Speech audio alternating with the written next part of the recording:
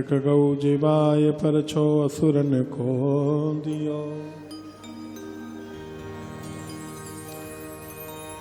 सिकंदर लोधी को पता चला कि नामदेव जी बड़े फकीर हैं, नामदेव जी की आयु थोड़ी बढ़ गई है। चमत्कार तो बहुत है, हम लोग मुख्य मुख्य चमत्कारों पे बात कर रहे हैं। चमत्कार माने दिखाने के लिए चमत्कार नहीं है, भक्ति भाव से दूसरों को भी भगवान से जोड़ने के लिए चमत्कारों का प्रयोग ऐसे संत करते हैं। सिकंदर लोधी को कैसे पता चली? एक बार श्री ज्ञानेश्वर जी के ज्ञानदेव जी के मन में इच्छा हुई कि तीर्थ यात्रा करी जाए। तीर्थ यात्रा करने के लिए संतों की मंडली चलने लगी तो मन में विचार आ गया, बोले नामदेव जी भी अगर चलते तो बड़ा भाव होता। तीर्थ यात्रा करनी चाहिए तो भाव से करनी चाहिए। संतों की गांव के संतों की मंडली गांव वासियों के साथ तीर्थ यात्रा करने जा रही थी। तुकाराम जी के पास गए, बोले तुकाराम जी से कहा कि आप भी चलिए। तुकाराम जी ने कहा हम तो बहुत व्यस्त हैं, ऐसा करो हमारे खेत में अभी अभी ये नया नया घिया पैदा हुआ है। घिया माने लौकी, ये नई नई लौकी लगी है, आप ऐसा करो हमारी लौकी ले जाओ।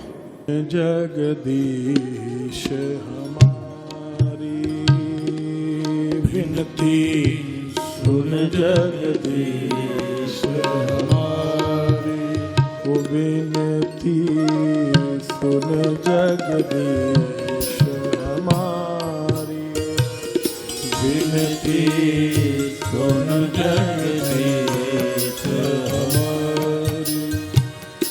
तेरो दास आस मोहि तेरी, तेरो दास आस मोहि तेरी, इत करूं काल मुरारी। विनती सुन, जगदीश हमारी विनती सुन, जगदीश हमारी। नामदेव जी ने कहा प्रभु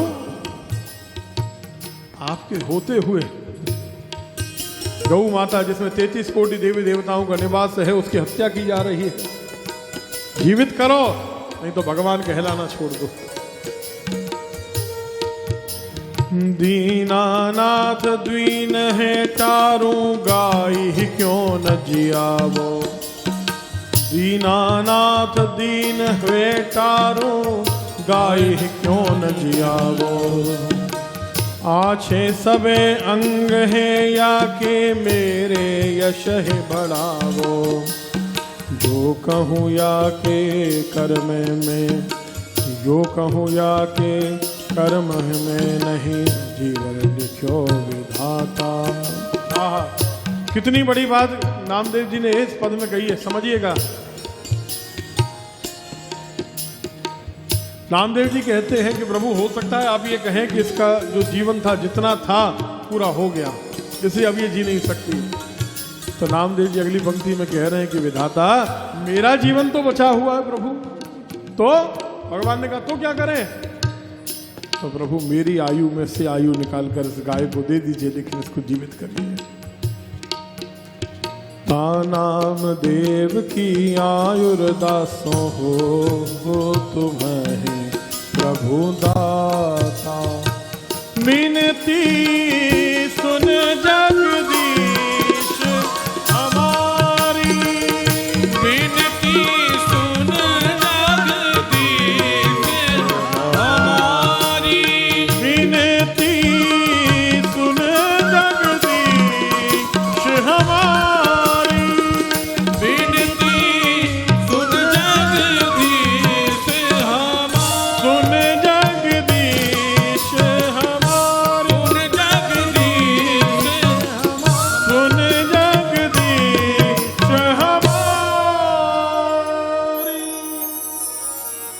विनती सुन जगदीश हमारी।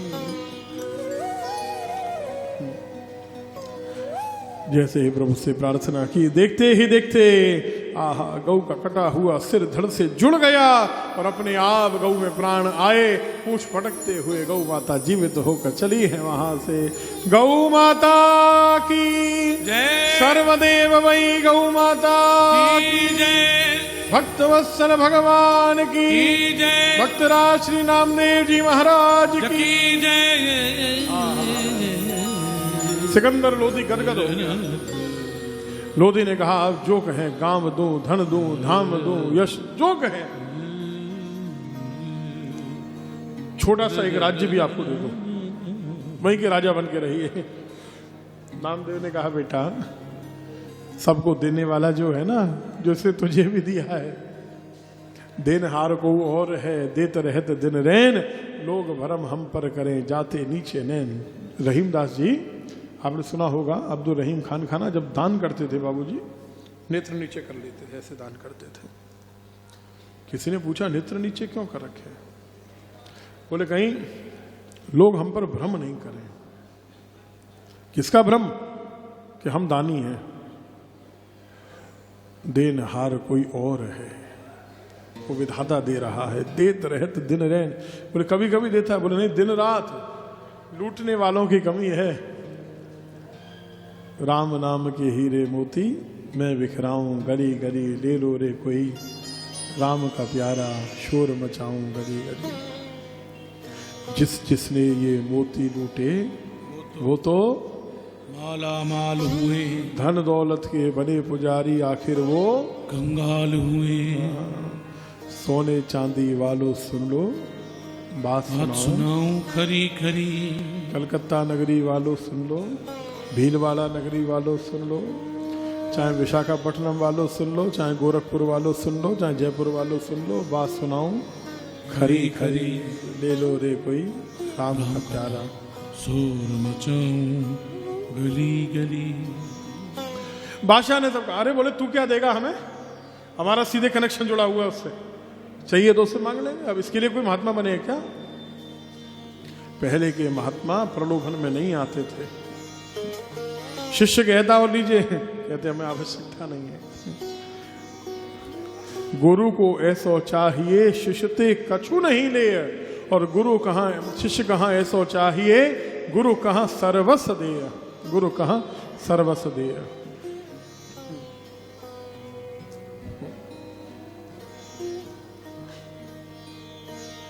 ये वो वाली बिल्ली नहीं है, भक्त वाली बिल्ली नहीं है। हाँ, भक्त बिल्ली अलग होती है जी। वो एक बिल्ली थी, वो हमारी परिक्रमा करके गई, कथा में एक बार पूरी परिक्रमा करके गई है। ये सब थे, देखो कुछ। वो परिक्रमा कब की उसने पता है? वृंदावन में भागवत चल रही थी, श्री बैरागी बाबा आश्रम में। हमने एक प्रसंग सुना रहे थे, वृंदावन में हुए श्री गौरांग दास बाबा जी महाराज। श्री गौरांग दास बाबा जी जब कथा करते थे तो रोज की कथा सुना मैं आपको, एक अजगर आता था और एक मोर आता था कथा सुनने। सच्ची घटना है, ये भी संतों का ही चरित्र है ना भाई।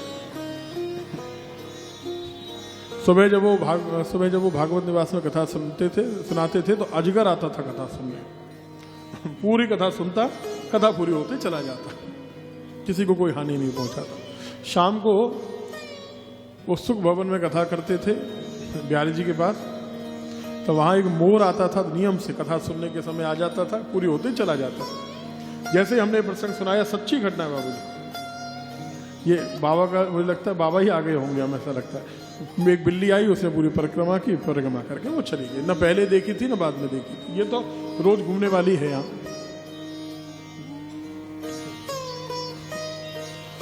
गौरांग दास बाबा जी जब कथा करते थे, एक बार आकाश से फूल गिरे सबके सामने। सच्ची घटना है, बहुत पुरानी नहीं है, अभी 60-70 साल पहले की घटना। ऐसे लोग हैं जिन्होंने वो देखी है, आज भी हैं ऐसे लोग। रूई के बराबर बड़े बड़े फूल, बड़े बड़े रूई के गुच्छों के बराबर। तो श्री पंडित बाबा ने कही कि आकाश से देवता गौरांग बाबा की कथा से प्रसन्न होकर फूलों की वर्षा कर रहे हैं। ये आकाश के फूल हैं, ये सच्ची घटना है। बर्मा में कथा हो रही थी, म्यांमार में, तो वहां तो ये तीन तो थे, ये 3 थे। आपने देखा, ध्यान है? एक सांप आ गया पहले दिन, शिव पुराण थी 11 दिन की बाबूजी। एक सांप आ गया, वो पहले दिन आके कथा शुरू होने से 10 मिनट पहले आके बैठ गया ऊपर, और पूरे 11 दिन उसने कथा सुनी। कोई दूध पिवावे या कुछ दे के कुछ नहीं लिया। 11 दिन उसने कथा सुनी और पूर्णाहुति हुई, कथा का विश्राम हुआ, तुरंत अपने आप उतर के वो चला गया। ये हमारे सामने की घटना है। ये लोग 3 लोग इसके साक्षी भी हैं बैठे हुए। उसकी वीडियो भी है, आप वीडियो देख सकते हैं। 11 दिन ही कथा से 10 मिनट पहले आया, कथा का जयकारा अंत में होके आरती जैसी हुई, इधर पूर्णाहुति हुई, तुरंत चला गया, तो 5 मिनट नहीं रुका। कथा में आप जिस भाव से विराजे हैं भगवान वैसी कृपा कर देते। भाव अपना होना चाहिए शुरू। इसीलिए कहा भाव के वश में है भगवान, अर्थ न धर्म न काम रुचि गति न चाहूं निर्वाण। तो क्या चाहिए? जन्म जन्म, क्या जन्म जन्म में क्या मिले? रति राम पद यह वरदान न। जन्म जन्म रति राम, न धनम न जन्म न सुंदरीम कविताम वा जगदीश काम ये मम जन्मन जन्मनीश्वरे भवता भक्ति रही तो गीत रही। फिर भी अब सिकंदर लोधी ने कहा कुछ तो लेना पड़ेगा। तो उसने क्या किया, एक बढ़िया सा सोने का बना हुआ पलंग जिसमें हीरे मोती जुड़े हुए थे, बढ़िया शैया दे दी। बोले इसको आप अपने घर ले जाइए। नामदेव जी ने कहा हम चटाई पे सोने वाले हैं, इस सोने की खटिया पे कहां सोएंगे? ले जाइए ले जाइए। भाई बादशाह के दरबार में कोई आवे उसको दे नहीं तो लोग थू थू करेंगे हमारे को, ले जाइए। नामदेव जी के साथ 10-20 सेवक भेज दिए, वो उठा के चले। बोले ये कहाँ जाएंगे? बोले शैया आपके घर छोड़ने जाएंगे महाराष्ट्र में। नामदेव जी ने सोची कि ये शैया ये तो घर तक पहुंचा के आएंगे, ये तो आफत लगेगी घर में, हम तो रास्ते में छोड़ के ही जाएंगे शैया को। नहीं इनकी जरूरत नहीं, वो तो हम किसी को नहीं देने वाले ये शैया। हाँ पता नहीं किसी के मन में लोभ आ जाए, हम हमारे सिर पे रख दो। सिर पे रख लिया पलंग और पलंग रख के चल दिए। बादशाह ने कहा सुनो जी इतना महंगा पलंग है कि हीरे मोती लगे हुए, रास्ते में कोई आक्रमण कर दे। 10-20 सैनिक संग में भेज दिए। ये क्या करेंगे? बोले रक्षा करेंगे। बोले पहले 10-20 से छूटे, नहीं 10-20 आ गए। ये हमको चैन नहीं लेने देंगे तो घर तक छोड़ के ही आवेंगे, पलंग मानेंगे नहीं। जब पहुंचने लगे अपने स्थान तक, रास्ता में यमुना जी पड़ी। नामदेव जी ने कहा सुनो जी कह देना बादशाह से, कहाँ तक जाओगे तुम लोग पैदल, हम जानते हैं तुम लोग भी थक जाते हो। सैनिकों ने कहा बाबा सब बात तो सही है, इतना थक जाते हैं कि कहना ही क्या, लौट जाओ, कह देना कि नामदेव जी के घर पहुंचाया है। बाबा बादशाह को पता चल गई तो? बोले हम बादशाह से कह देंगे कि हमारे घर तक पहुंचा के आई सही। सैनिक लौट गए, सामने यमुना जी बह रही थी। नामदेव जी ने सिर से शैया उठा के यमुना जी में समर्पित कर दी। बोलो राधे राधे। हाँ ये रहेगी तो लोभ ही रहेगा। फिर उसको कुटिया में ले जाएंगे, रक्षा कौन करेगा? ये सैनिक तो पहुंचा के आ जाएंगे, बट से हमेशा थोड़ी नहीं रहने वाले सैनिक रक्षा करने के लिए। छोड़ो, जंजाल में नहीं पड़ना है। कि कोई दूर से ये दृश्य देख रहा था, ओहो बादशाह से शिकायत करूंगा, बादशाह से शिकायत करूंगा। दौड़ा सिकंदर लोधी के पास। बोले तुम्हारी वाली जो खटिया थी ना, तुमने पलंग दिया था, वो उस बाबा ने यमुना जी फेंक दिया। सैनिक बुलाए, सैनिकों ने कहा हम क्या करें बादशाह, वो बाबा पीछे पड़ गया। बोले हमारी सौगंध लौट जाओ। हम लौट के आ गए, चमत्कारी बाबा था, मना नहीं कर पाए। सिकंदर लोधी आया, सुना है आपने हमारी शैया क्या यमुना जी फेंक दी? बोले नहीं फेंकी, सुना है हमने, किसी ने हमको बताया। नामदेव जी ने कहा वो जी का जंजाल था, बहुत समझाया, नहीं माना। इतनी महंगी शैया थी, कोई साधारण थी, सोने की बनी हुई, हीरे मोती पन्ने नीलम जड़े हुए उसमें, और आपने यमुना जी फेंक दी। समझे नहीं आप उसका महत्व। अच्छा तो आपको वो शैया दें, अब कहां से दोगे? यमुना जी महंगी होगी वो तो। नामदेव जी ने भगवान से प्रार्थना की प्रभु जरा लाज रखो। और देखते ही देखते जैसे आपको याद है कल परशुराम देवाचार्य जी ने दुशाले निकाले थे अग्नि से, याद है ना? एक दुशाला लेके आया बादशाह, और जैसे अग्नि में डाल दिया धूनी में, उसने कहा ये क्या? बोले ले दुशाला तेरा कौन सा है? लेता जा। 50 दुशाले निकाल दिए। ऐसे ही अब तो पलंग ही पलंग निकलते आने लगे यमुना जी से। 1 पलंग, 2 पलंग, 4 पलंग। बादशाह देखता रह गया, ये क्या 50-100 पलंग आ गए।